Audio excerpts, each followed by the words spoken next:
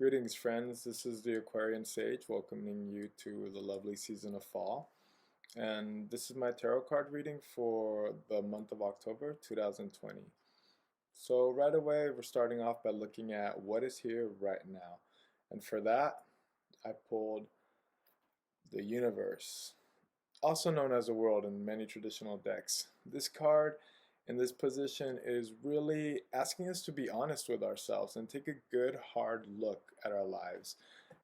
For when we are fully initiated into the world, we are merged with the essence of truth, moving with aligned action and receptive to messages, both seen and unseen.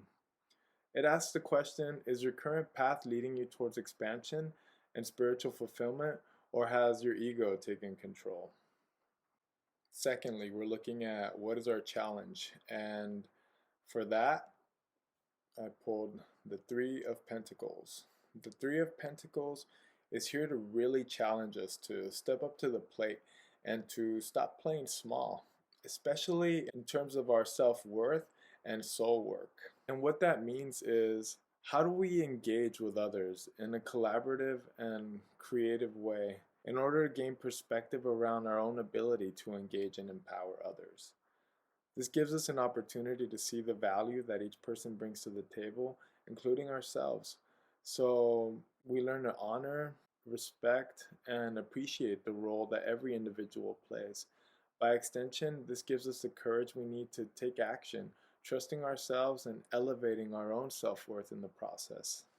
Next, we have who is here to support us. And for that, got the Empress. And the Empress is here to support us on our journey, but when we couple her with the world, we get this very strong invitation to really pull our head out of our ass, to look at what is here right now, and to look at our lives, look at the choices that we've made, look at the way we've engaged, and to really examine it. She is here to remind you that the only thing that's holding you back is your own self-imposed limitations created around your own lack of self-awareness.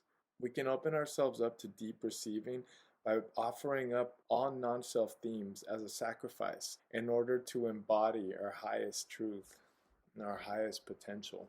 Next, we're looking at what is it that we need to be paying attention to. And for that, I pulled the Ten of Swords. Ten of Swords is really asking us to put to rest any outdated narratives that we may be holding on to. Let go of any thoughts that seek to isolate and instill doubt in you. Direct your conscious awareness around the areas where you might have old wounding. Where are the places where you have been acting out unconsciously, reacting out of habit? For now is the time to flip the switch, rewrite the blueprint of your life in order to evolve and invite new experiences into your experience of life.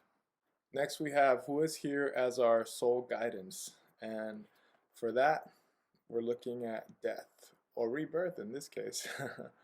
But death is the ultimate reaper. She teaches us what it is to surrender and bow down to larger forces. In my cultural heritage, she is known as the Great Equalizer, for she treats everyone fairly. And she has a bird's eye view of all of creation, for she is the expiration of creation. On the subconscious, we're going through a metamorphosis in our own chrysalis of creation. And what that means is that we are actively undoing layers of internalized projections, trauma, abuse, capitalism. The more that we can focus on the rebirth aspect of it, releasing ourselves from attachment and expectation around what was in order to be in the process of fully becoming, we allow ourselves to be transformed through that process. And lastly, we're looking at what action is needed on our part in order to move forward as guidance. We have the Three of Wands, and the Three of Wands is really our initiation into the next part of our journey. And we can't turn back, so we must keep moving forward in order to grow and to learn new lessons through overcoming challenges. So how can we strategize while staying flexible enough to chase a moving goalpost as we follow our drive towards expansion? The Three of Wands wants us to choose ourselves and the things that fuel the fires within, so we can explore with curiosity the things that unfold on our journey. And that was my reading for the month of October 2020.